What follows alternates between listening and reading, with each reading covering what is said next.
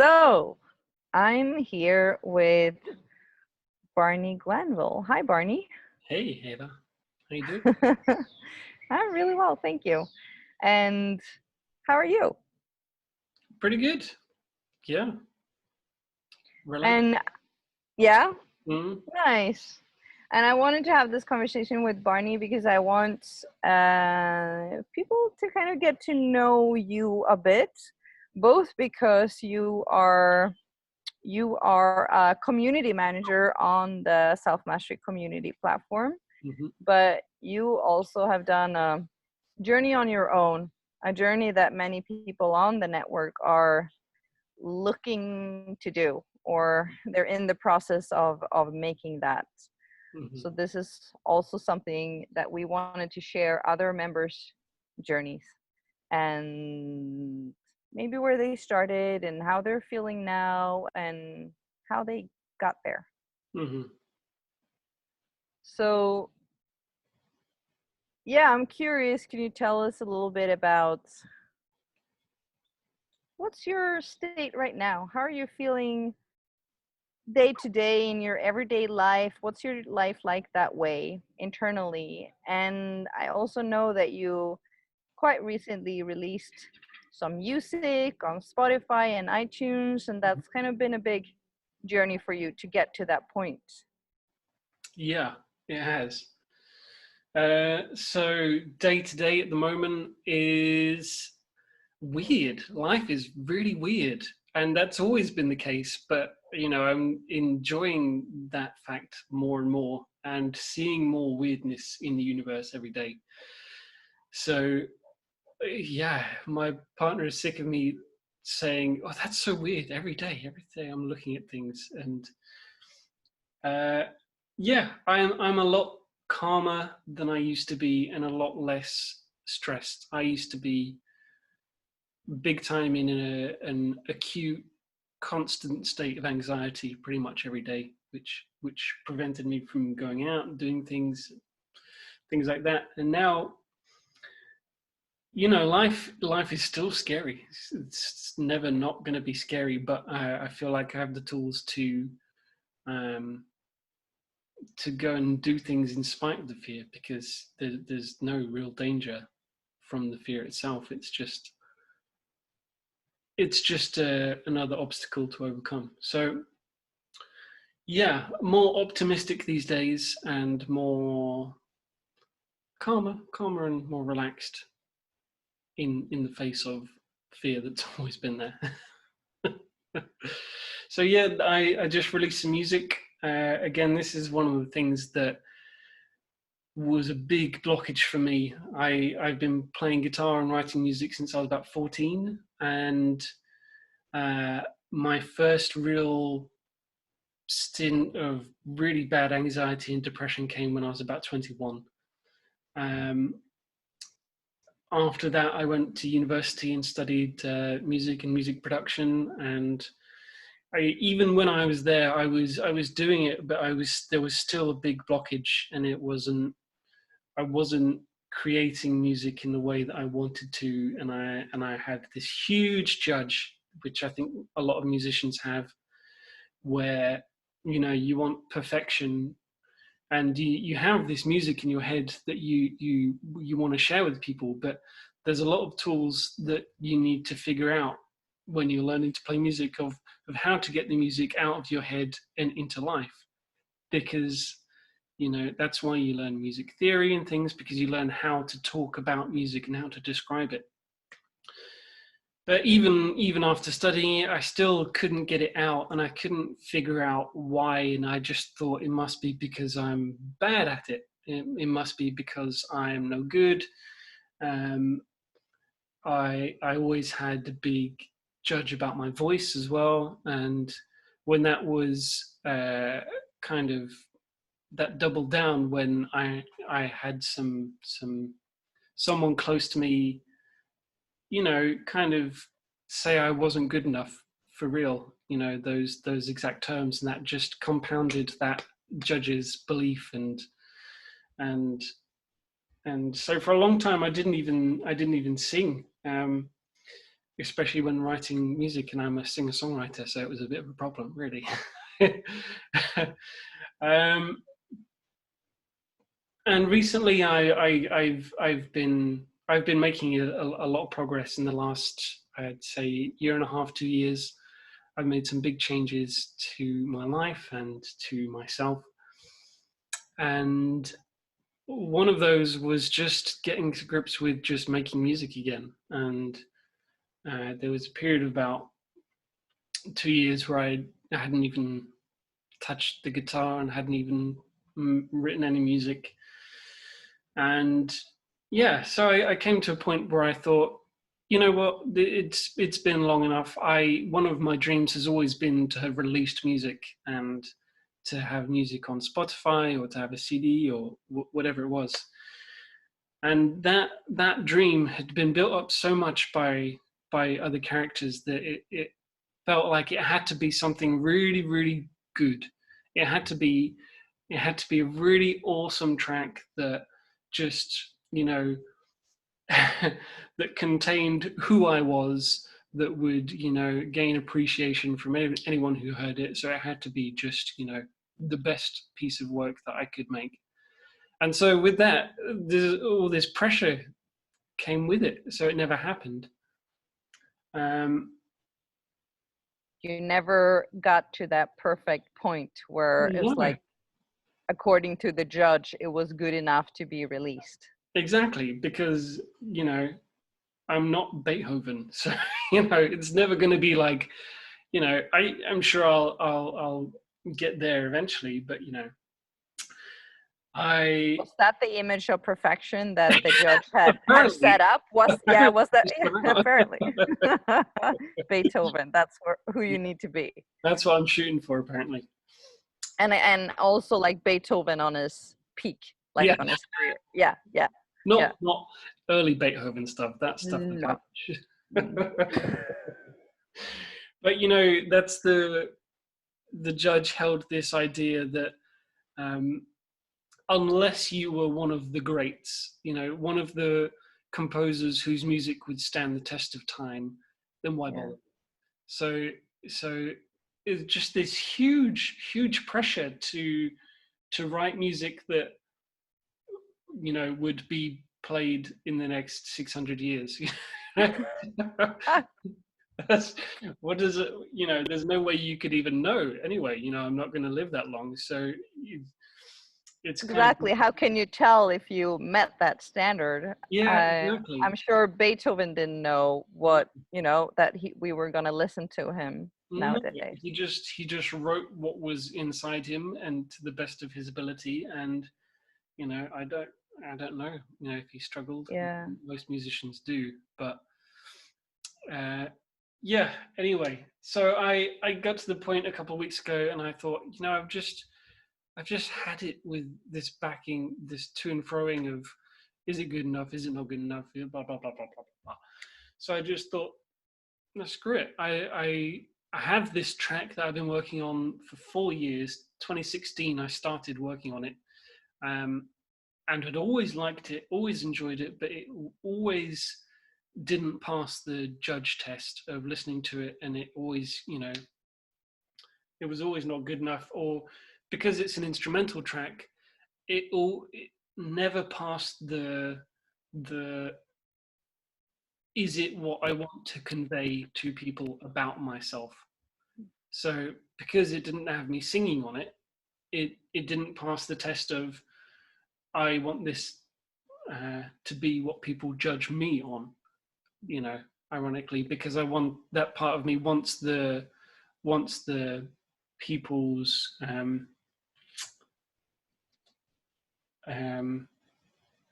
I want people to like it, and I want people to judge it, but judge it with positivity because they like it, and then that in turn feeds my ego and then makes me feel better about myself, because I can't make myself feel better because I'm still relying on the outside. So I mean, yeah, and I'm curious to hear a little more about that. So was that kind of what you discovered, that this voice inside, this judgment, it has to do with what will other people think about it? Yeah, and this is probably the same for a lot of musicians, not all of them, but I think all musicians have gone through this at some point, is that when you're writing something, you start to think about, while you're writing it, how it's going to be received. And, because at the end of the day, you are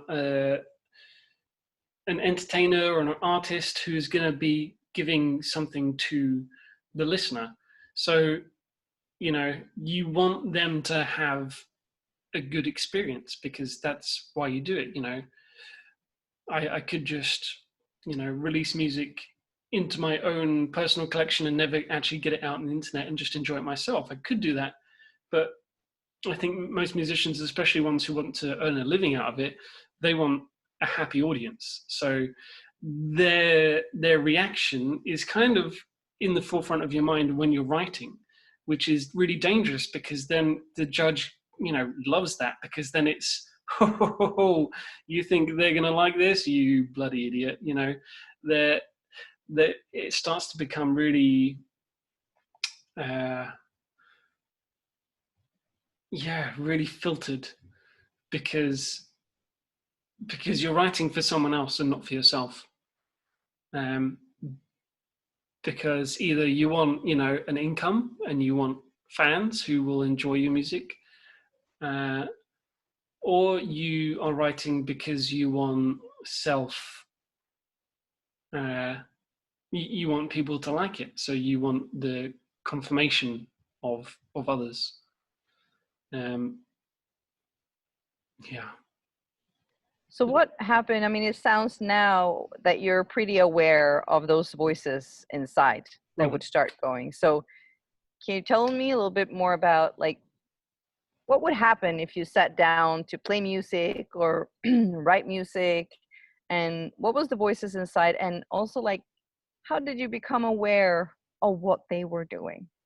Like, because Mhm. I'm guessing that you used to think that this was you, kind of thing. You Yeah. used to identify with them and believe that this was the truth, the story that these inner voices were telling. Mhm. So how did that transition happen for you? Phew. Well, the big transition for me was going to Teo 2018. That's when a big, Can you just mention what Teo is to yeah, people okay. that don't know? How do you sum up Teo? Teotihuacán, there is, Gary runs a retreat there every year, and yeah, it's about self mastery. It's about unconditional love. It's about uh, energy, and it's about emotions. And for me, it was basically a week of meeting people who were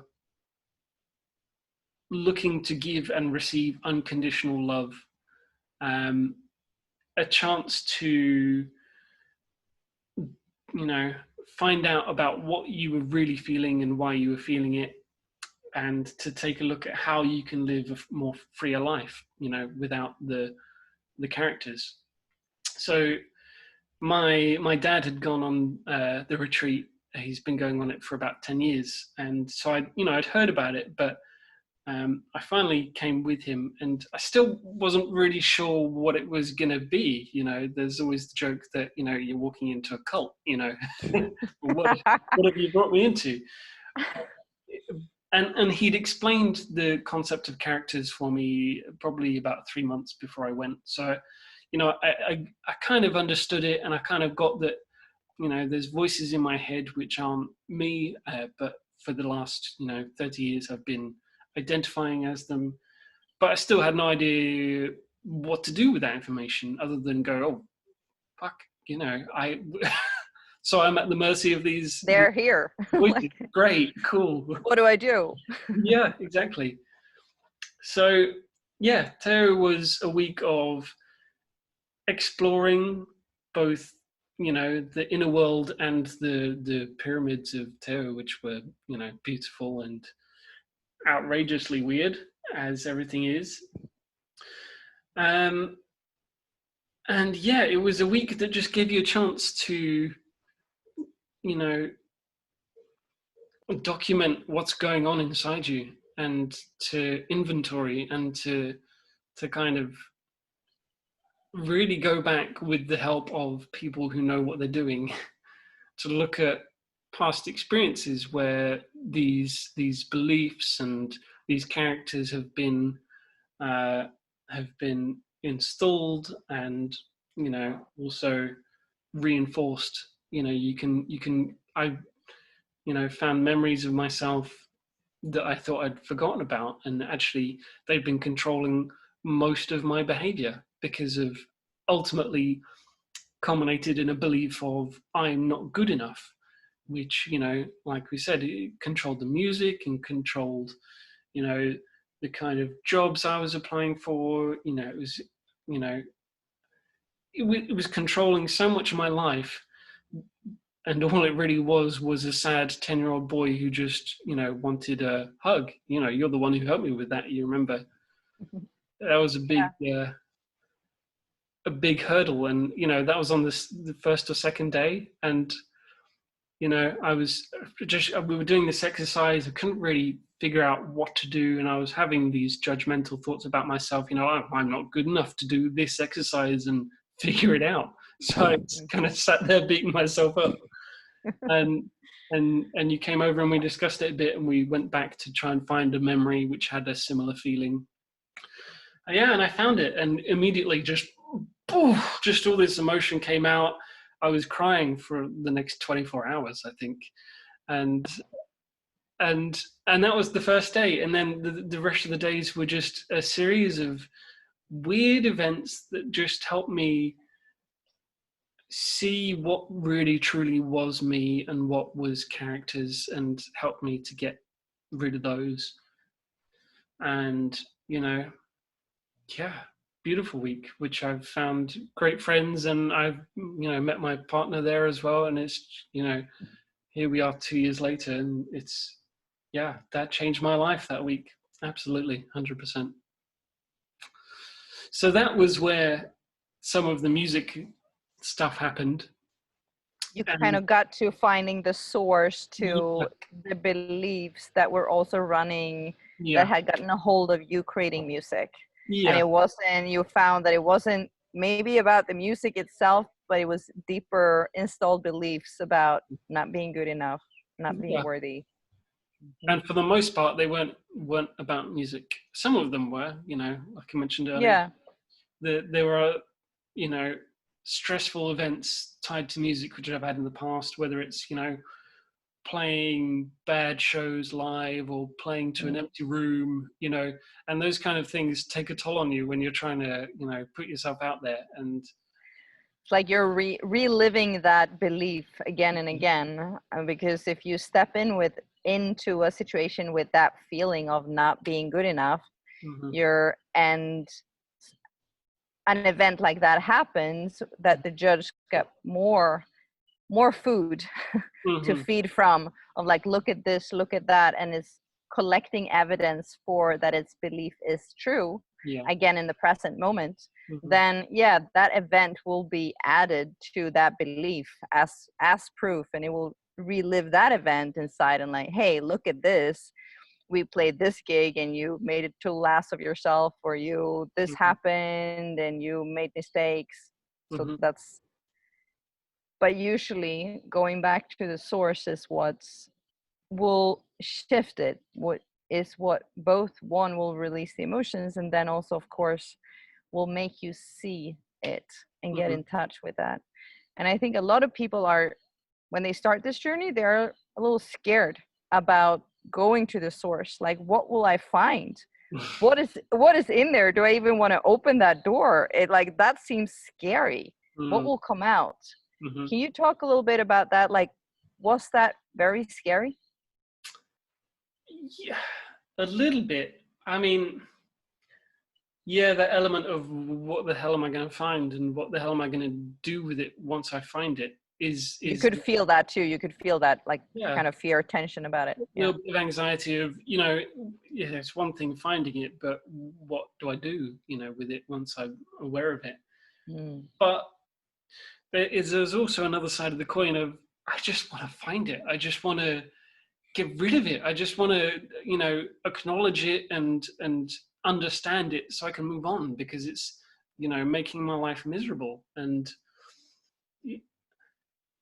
I'd say for anyone who's afraid of taking that step, I'd say the life you're going to live after you've done it is worth the little bit of fear that you're going to feel when you're taking the jump. It's almost a leap of faith. Do you want your life to stay the same or get better? And I think for most people, they're going to say, I want it to get better. And to do that, you're going to have to go through some fear. It's like, yeah. The And hero's journey of, you need to here's journey. face some of your, yeah, you have to face some dragons, you have to have some challenges on there, and Yep. your motivation, your commitment of, and the faith in there is something else, Yep. except for the suffering and this way of living that gonna make you take that step. Yeah. And, would you rather unknowingly live in the plaza of hell, or, take the road and, make something better for yourself, because you deserve it. Everyone deserves it. Yeah. Yeah. Take the jump. So the fear and the tension and anxiety about, oh, this might be scary. How was it actually to meet that memory of that boy? Was it scary? I wouldn't say scary, while it was a traumatic experience, a traumatic memory, it wasn't, that boy had experienced trauma. He had experienced trauma, but it wasn't something that, if I re-experienced it, was scary.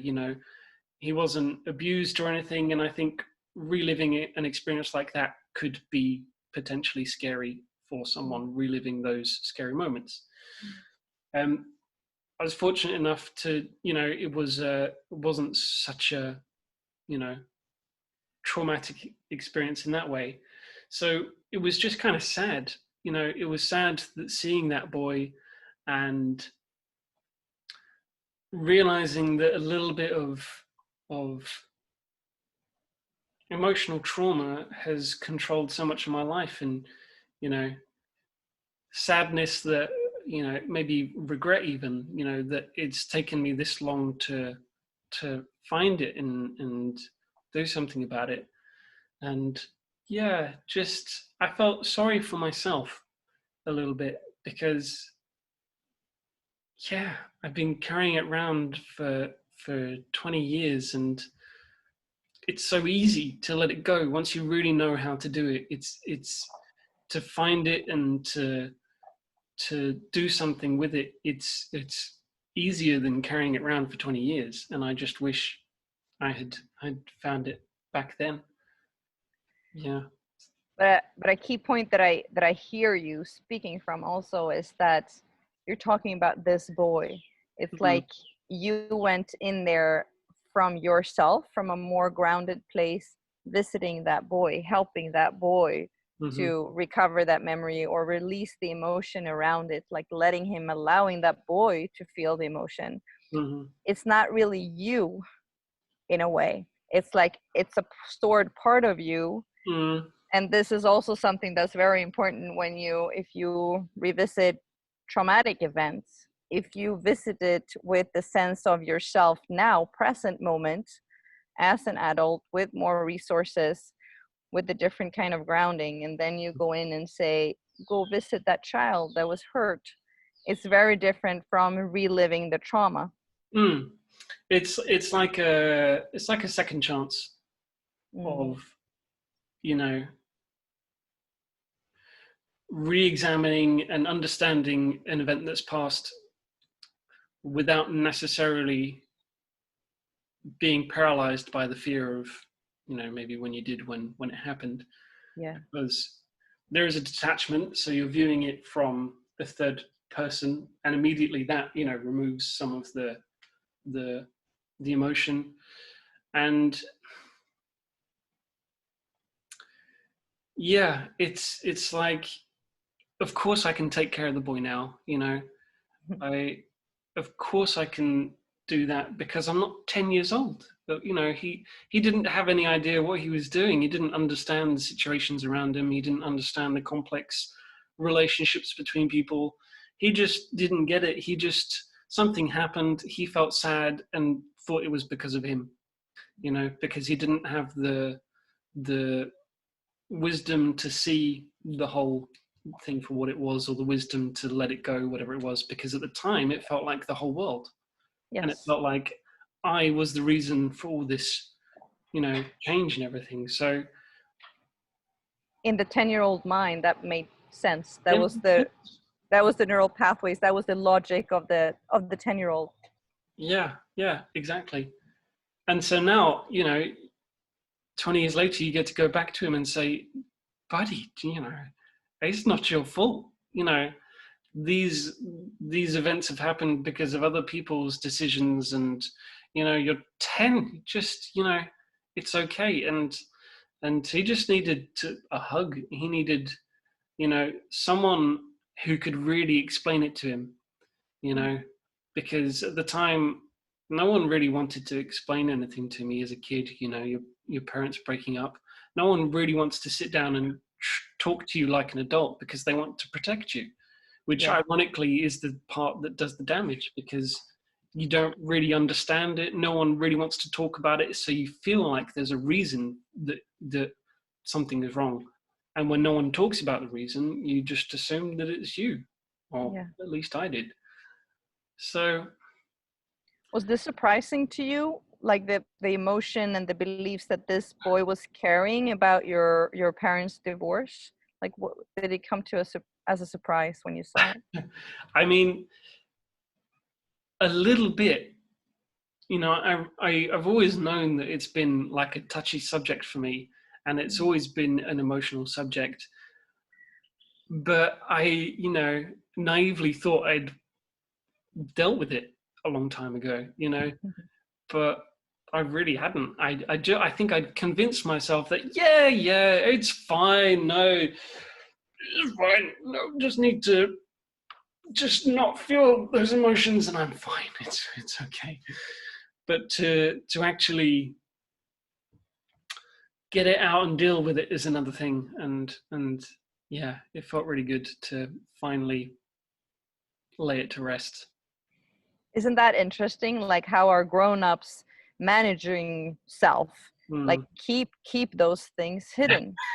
It's like, no, I'm fine. I'm over that. I can deal with that, which is true Mm. as well. Yeah. Like your grown-up version and many other versions of you, virtual selves in there, are totally fine with it. Mm. But with that, you're not acknowledging that part that is carrying Mm-hmm. pain and hurt with it.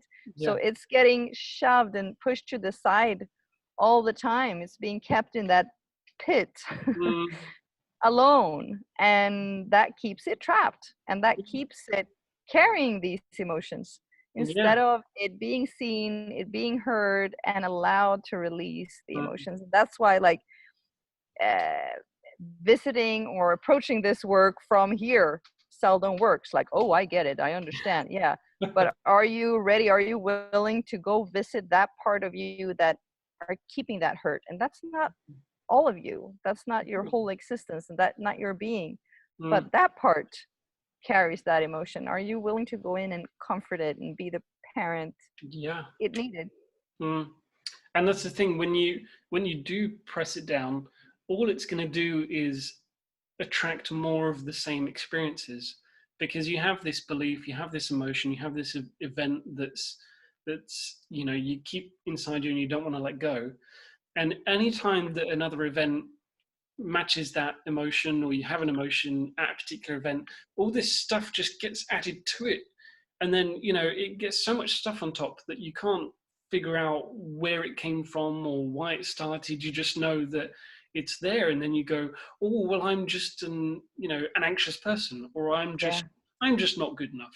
That's just, Yes. that's just the truth about me, because you don't understand where it came from, because there's so many experiences that you just assume, well, the common denominator is me. So, it's You just, just become this tangled mess of all these events and experiences and feelings and emotions. Yeah. Like, where do I start? yeah. Maybe it's this event, it's this. Yeah. And then easier to identify with it and kind of say, okay, this is the way I am. Mm-hmm. Because Yeah. also not always obvious which comes first, the event or the emotion. Did you have this, you know, did you have this argument with someone because you had this emotion, or did you have this argument with someone and then you had the emotion? Chicken and the egg. It gets so confusing that there's no way that you can think your way out of it, because Yeah. there's no logic to it. It's just the logic of a small child trying to protect itself. Yes. So what would you say happened for you when you reached this, like, kind of the source of where this belief was created to start with? What, how did that change the kind of the whole structure that you're talking about of events, and what shifted and how did that affect you moving forward, like the coming year or two?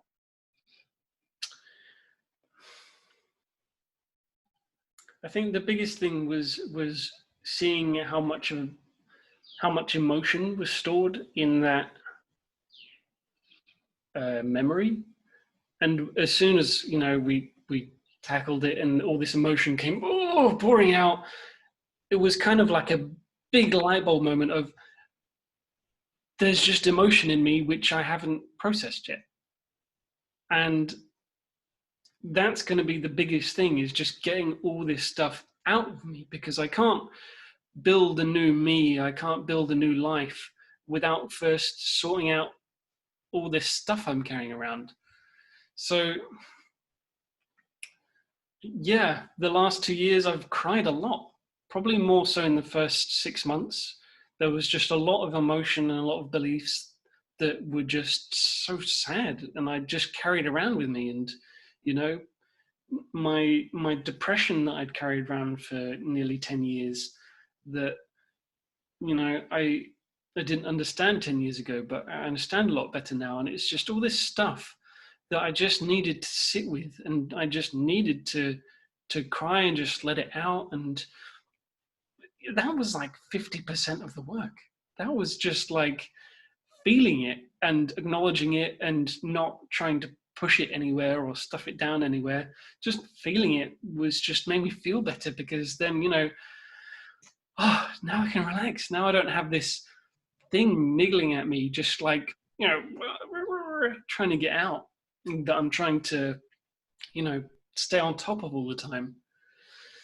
And I say one thing that really helped was having a hunting buddy. Luckily for me, my hunting buddy is my partner, because we met at Teo when we were both in the market for a hunting buddy. And that's been really good, to be able to have someone close to you who also does the work, so that you can bounce ideas off of each other, and you can be vulnerable with each other, because your partner is the perfect person to be vulnerable with. You And don't have to manage and protect yourself from them or their reactions. You have a safe yeah, space to explore this in. Yeah. exactly, especially when you're both doing it, because you understand the vulnerability, so that you can also give them the space to do the same. So it's there's this understanding between the two of you, which allows you to dive into stuff. And you can also call each other out when you're being run by uh characters. Still, we still do it all the time. Even before this interview, I was a little bit nervous, and she said, I saw your soul this morning, and I know you're not the nervous, anxious character that you're being right now, and that's okay. But I just want you to let you know that you're going to do great, because you're a being of pure energy, and you're going to be fine. So that was like, oh, yeah, okay, that's going to be fine. That other thing is just a part showing up, and I don't have to identify with it. It can Yeah, be here, I can feel it, but is it true? Not entirely. yeah, exactly.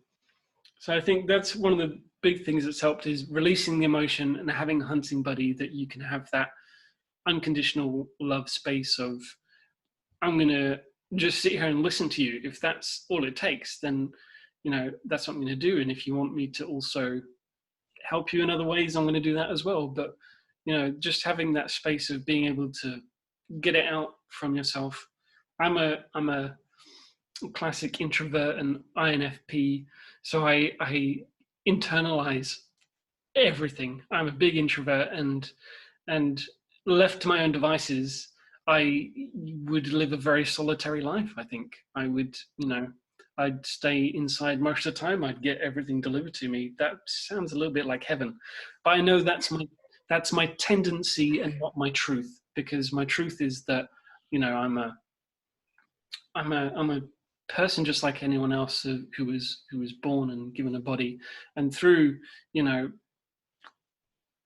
Pavlovian response and negative and positive reinforcements, I've been molded into this particular personality. But in the truth of it, I am life just like anyone else is. So having someone to talk to and to kind of pull stuff out of me was a really big help, because otherwise I would just, just keep churning things over for eternity. I think Yeah, tendency.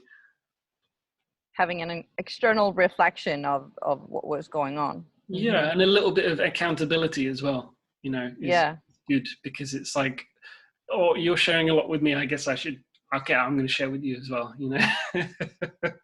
Yes, something happening in when someone else makes a confession and you're like, okay, let me be truthful as well with what's going on inside. And it also sounds like you're using the kind of the character work, or that language, that terminology of looking at what's going on inside. Are you phrasing it that way for yourself as well?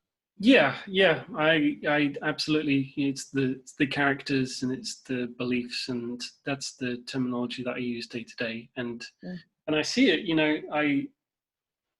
I it's interesting. When I first started doing this work as well, and I still see it now, I can just go to the supermarket and I can just walk around and I can hear my judge really trying to just hook me into stuff, and just comments about other people, or just anything, absolutely anything, and my judge is still right there screaming at me, and it's taken a long time to get to a point where it's not deafening, and it's not so deafening that I almost have no choice but to believe it's me, because when it's so loud, there's no space for anything else. So you just, you have no choice but to identify with it. But now I don't identify with it so much. There's still days and moments where I get caught up in it, and I'm an absolute bastard, and I feel depressed or whatever. But for the most part, when it comes, I can spot it, and I can't always get out of it, but I'm always aware that it's there, and it's not me, and it's okay. And if I get myself worked up, I just usually just take a breath and just remind myself that it's okay. That's not me. And I think that's one of the biggest things that has helped me is breathing. Just the act of taking a breath and slowing my breathing and becoming aware of my breath. There's a reason why if you go to any good meditation course or teacher, that's the first thing they tell you. And that's the whole thing, really, is just your breath. That's the groundwork for any change, any meditation, any yoga, anything that will make you feel better about yourself is breathing, and that's been a really, really big tool. Why do you think that is? Because this is apparently a very big topic for me as well, since I teach meditation and have the same experience of the breath being a very, very, oh, you can call it many things, but you can call it a really powerful tool to get in touch with and move you into something else. But yeah, what's your take on the breath? Why is this so powerful? I think. Do you know that the Swedish word, I know that you know some Swedish, is andetag, which means like a grip of the spirit for the breath, which is I find I find really interesting. It's like the breath, yeah, the grip of the spirit. Grip of the spirit. Why is breathing so important? I think number one, it's just so integral to life, and you can have conscious control of it. I think that's a big one. Is that you can't really do anything about your blood pressure. Some people can. It's been reported, but you can't have conscious control over your blood or a lot of other functions in the body. But breathing, you can consciously control.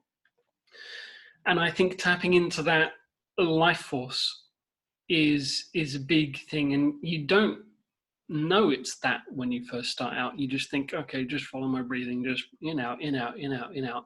But the more you do it, the more you understand that it's life coming in and out of you. And after a while, you kind of get the sensation that it's not you breathing, but it's the air breathing you, and it becomes this really weird relationship with air. And yeah, I think it's the conscious control of a life force, which over time you get to understand that you don't technically have control over it, but it sustains your life. Oh, and it just feels so good. It also relaxes the nervous system and the everything with that. Just a simple breath in, it can calm the mind. It calms the nervous system. It starts to take away some of the stress hormones that have been released into the bloodstream. Um, it just everything about it is designed to keep you alive and keep you calm. And those are the two things that we all want, isn't it? Yeah, yeah, those are pretty common for many of us. That things that we want for ourselves. Yeah, it's very similar to how I describe it or how I experience it. It's like this, almost like this bridge between the human and the life force, the source, the divine, whatever label name you want to give to it. And it's like this little secret that's been given to you, like it's there all the time, you take it for granted. Mm-hmm. And when you start putting your attention on it and you realize, oh, I can both kind of direct it in a way that feels better for me, and in a way it's like a portal into tapping into you as life force. And yeah, very powerful. Mm-hmm. Absolutely agree. So before we round this conversation up, it's been really enjoyable for me also to hear about your journey, even though I've followed it a bit and know what you've been up to. Is always interesting to hear the kind of defining moments, or the parts that's like, oh, this was one of those that really shifted things. And then there's a lot of work every day as well, but there are those moments that just shift things. Yeah, really do shift things. Yeah. But so coming back to kind of today and where you are now, it's like, so what will happen now? What happened when you were working on that piece of music and you released it out? What was the voices in your head doing then, and what was kind of different for you? What made you go release that music and make it a different experience this time around? So one of the big things I've had recently is the phrase progress, not perfection. And I was sat there one afternoon thinking about, what I was going to do. And, I just thought about the music, and I came back to the dream of, I want to release music of some kind. I just want my music to be out there. And I thought, it's been such a big dream for so long, and I've built it up so much that either I can continue to build it up forever and never do anything about it, or I can just do it the one time. It doesn't have to be perfect, but it's a step, and then, you know, I can see what happens after that. And so when I decided that I was just going to do it and I wasn't going to think too much about it, I just had this sudden big inspiration that just hit me. And so I gave myself a limit of a week to really finish it and get it done and do everything I needed to do. So the first day, I just finished the mix of the song. Really, you know, it was done. It's been done for 2 years, but I've just sat on it. So I just went one more pass through the mix just to make sure I was really happy with it, and just anything else that I could change with it. Then the next 2 days I spent making a music video for it, because I thought if I'm going to do it, I'm going to do it properly. So I found loads of content online, some royalty-free clips, and I spent 2 days editing a music video. And then I spent one more day doing all the artwork for the single, and then uploading it all to Spotify and iTunes and YouTube and everything like that. So I'd given myself a week, and I'd done it in 4 days. And I don't know, it's just, the fear is still there. The fear of what might happen, and the characters whispering in my ears, they're still largely there, but I can ignore it, or I can use it to give myself goals and challenges, because now I understand it's not me, it's just a part of my head, so it doesn't need to dictate everything I do. I can still do what I want to do, even if they're still there. So I just did it, and I just had this new inspiration of, you know, this new wave of creativity that came into me, and that, you know, really happy with how it came out and how it went. And, you know, even now still, I still have the judge saying, oh, well, you know, it wasn't really received very well. You don't have so many likes or so many views. And it's like, oh, that doesn't matter, because it's out there and I did it. And I achieved something even though I was afraid, which I'm, you know, really proud of. I'm really happy. And I'm going to keep doing stuff that scares me because I want to do it. And I'm not going to let any characters talk me out of it anymore, because it's not their life, it's my life. Sounds like the judge's motivation was also, its belief was that you need to get that approval from other people. Yeah. But it sounds like your music is also coming from somewhere completely different. Even if there were no person around, Yeah. you would still create. Yeah. I mean, deep down, I've always known that I make special music, and, you know, whether someone else thinks that or not, I don't care, because it's deep down, that's what I believe, that I have something to offer in this world creatively. And yeah, I'd forgotten about that, because the belief and the story of I'm not good enough was louder than the belief in myself. And slowly that's coming back of, you know, I make really cool stuff, you know, and I enjoy doing it while I'm doing it. And that's the big thing, is that I enjoy the making of it, the actual being creative and doing, and the being of it. I enjoy it. So why should I let the potential, you know, gratification of likes and shares and things dictate what I'm going to do right now? So it becomes a balance of, you know, the voices are still there, but I'm going to do something else in spite of them. So it's still going to be uncomfortable and unpleasant while they're there, but it's okay to be uncomfortable and unpleasant, because there's no real such thing as good or bad, or, you know, it's just a preference that has been ingrained in us, you know, that we associate, you know, those feelings as unpleasant. You know, it's just a feeling. There's nothing tied with some extra stories and some verbalizations and pictures that cause the feelings, which then cause more pictures and stuff in the brain, which then causes more feelings. So it's just a big tumble dryer of stuff. Ongoing loop, yeah, that triggers each other. Yeah, Triggers feedback more cycle. story, trigger more. Yes, Mm, exactly. No, and I obviously I recognize a lot of your story because my background, I used to dance, and I mhm, professional training in dancing, and I had a similar harsh voice about what it what it should be mm, and what it should look like and on what level I should be and what others should think about it.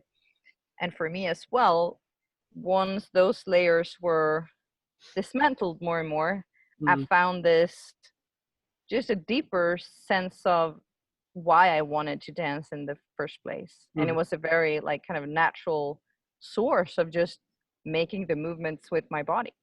Yeah. And but that source had been, you know, from society structures and how we live put into a form of like, oh, you like dancing, then you should go be a dancer, which is very different. You know, the act of dancing and expressing through the body or playing music is very different from the label you're a musician Having a or career throughout your entire life. exactly. And now you've gone from doing something, performing, doing an action to being identified with it. I am a dancer. I Mm, am a musician. And now you need to fit this box or a number like this or this or that or this.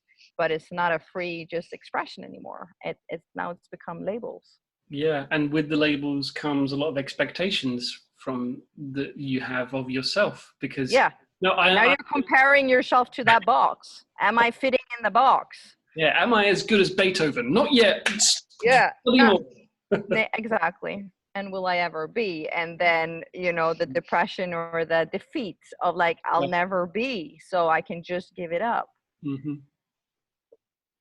And, you know, in that perspective, once you've gotten out of that perspective, you see, you know, the kind of the faulty logic Mm-hmm. and get in touch with that other, just that source of wanting to create Mm-hmm. that is very far from the boxes and the labels. And in there, there's also this beauty of the diversity of the world, you Mm-hmm. know, like you said, the world is so weird. Like that's one word. It's like it's amazing, it's awesome. Like there's so many, just go look at in the nature and you see all these expressions of life Yeah. showing up in the most diverse way. Mm. And then yet we think from here that we should fit into a box. I should look like, you know, imagine if the birch tree went out and it was like, oh, I should be a pine tree instead. You know, I should I should be like that. It's so funny, you know, when you see it from that perspective. Yeah. Like, of course, my expression, it will be unique. No, it won't be Beethoven and it won't be Foo Fighters and it won't be, it's like, it will be this unique expression. And of course, that's the beauty of it. Mm-hmm. Why try to be something else when I was born into this unique expression? Yeah. Yeah. And that's the thing. Finding your voice is it's hard. You know, any creative endeavor, there's trying to find what is you because in the beginning you only can really imitate others until you start to develop the skills to do something else. So, you know, as a Yeah, dancer, you watch other dancers when you're a little girl and you go, oh, that's fun. I'm going to dance like that. And, yeah. you know, as a musician, you know, I grew up watching MTV2 in the early 2000s, looking at all the indie bands playing guitar. And it was like, well, that's what I'm going to do. And that's how I started out. I got an It's electric the guitar. source of inspiration. That's how you get in touch with that you have that wanting inside of you. It's Yeah. like, oh, now it's awakened. I want that. Mm-hmm. And then you start to get the skills and the tools to actually, you know, start to choreograph or start to compose. And then you have all this idea of, oh, what should I? How should it be when I make my new routine or my new Yeah. song? You know, and then you start to, you know, most people start to plagiarize a little bit, you know, but that's what people have done for hundreds of years. You um, you know, you take inspiration and you add in your own little flavor and then something else comes out. I think there is always this deep down, there is this energy that's trying to create something, and you just need to give it as many roots to come out as possible. Yeah. And if I was, if writing music was the only thing that was a created outlet for me, no wonder I got really depressed when I started having loads of beliefs about it.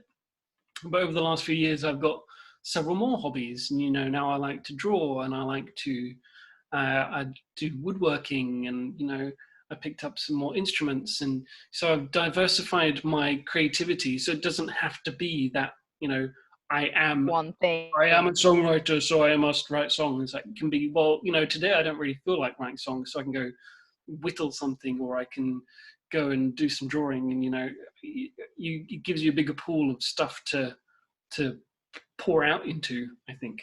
More freedom of expression, yeah, when there's not that label, there's not that meaning put into I need to be this is my identity. No, now you can move through the different expressions, and there's no charge to doing that. Yeah, exactly. Mm-hmm. Mm-hmm. Yeah, that's beautiful, and it's actually making me think of something that I tap into, and that I also guide clients into. One common question that comes like, what do I want? I don't know what I want. There should be a life purpose that I have. What is it? How do I get in touch with it? And it sometimes that question is a bit of a trap, too, because it tells us that it has to be one thing, and that's a part in here too that says, that has a belief about my life is not worthy, or I'm not living a purposeful life if I don't have that strong passion, purpose for something. What am I here for? So it's good to have stay a little skeptic about that story too. But it can be a half truth, because it can also come from something deeper within. Guide people to tap into, what were your superheroes when you were a kid? And with superheroes, I don't mean that it has to fit in the Superman or Batman or category, but for me, it was Narnia and books like that. It was like diving into. I was also a big introvert, read a bunch of books when growing up, and it was always about the mystical. It was always about, there is something more. There is a hidden door somewhere, and I can access something more, a world beyond this. Yeah, please let it be true. Yes, that child part of me was like, oh my God, this, and I dreamt it, and my playing, walking around in the forest and playing outside was really like centered around that topic. And looking back at that now, it's pretty funny, because that's how I experience life now. Like, yes, there is something beyond. There is something beyond this mind. That's why my course is called Beyond the Mind. It's like there is a door, like through the breath, there is a door into a different experience of yourself, of life. And so tapping into that kind of childhood passion. Who was it? Was it superpowers? Was it being a hero? Was it, was it listening to music and dreaming about being a rock star? Was it like, and dare to dream those dreams? It might not be that it is in that form that you dreamt of, but it has something of, those dreams had something of value. Yeah. And often we've shoved them away. I mean, I was a super skeptic then for most of my life. I just shoved all of those parts down. I said, no, religion, no, spiritualism. They're a bunch of woo-woos and hippies. So it's like, super judgmental about all of that. And now that, that has shifted. So those dreams, like daring to tap into them again, and like actually maybe not believing exactly the form, like no, maybe it's not about being that big hero and saving ladies in distress, but what was it? What's the core of it? Yeah, I had a really good quote a few days ago. A guy was talking about finding what you want to do, and most people think about what they want to do and they can't think of an answer, and that's it. But he says what you really need to do is not think something you can do, but think about what you really believe the world needs. Mm. And then, if you follow that, you're going to lead to your answer, because it's the really, really fulfilling jobs, the people that have the most fulfilling jobs that I've met, they don't do something just because it's fun or just because they enjoy it. It's because they see a real need in the world for it, whether that's, being a doctor or being a pilot, or if it's someone making music because they believe there needs to be this more music, there needs to be this particular Mm. piece in the world. It's that strong belief that the world needs it that makes the job fulfilling, not the fact that they just enjoy doing it. Yeah. And I think, for anyone listening who doesn't have a passion, and I was there a while ago, and doesn't believe they'll ever find a passion, I would say make finding your passion your passion. Go out there and try everything. Not everything is going to work, but if you just sit at home and think about things and go, no, I don't think that's going to be any good, you're going to talk yourself out of living life and trying things, and finding out what your passion is going to be. Mm. You need to make trying things a positive thing, and you need to make that your passion. You need to try and get yourself excited about that, the aspect of trying, because then you'll know whether it's your passion or not. So you slowly whittle down the list, and that becomes, I think, addictive, is that you every time you cross something off and go, no, that was not for me, that was awful, I hated every moment of it, but now I know, and I don't have to waste any more of my time on it. Now I'm Yeah. closer to what I want to find out. Yeah.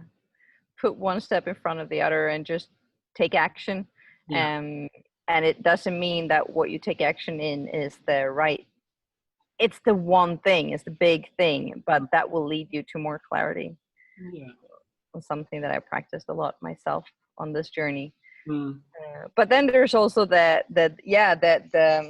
kind of advice of what do you believe the world needs. Yeah, then it comes down to how aware are you of what these parts are saying, huh?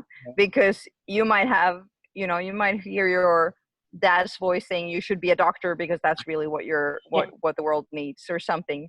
So Yeah. it's then it's the challenge of, can you drop down through those voices and stay aware of them and more feel into what's a deeper longing inside, even though it might not make any sense to these parts. Mm-hmm. Yeah. Thank you. My pleasure.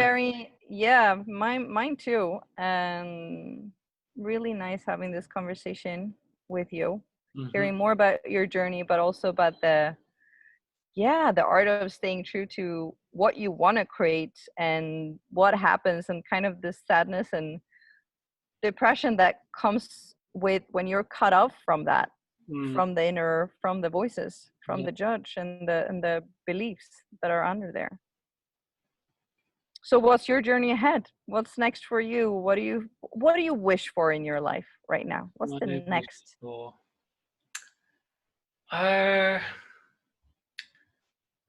That's a good question. More freedom from myself, and to live the life that I want to. More financial freedom, I think. And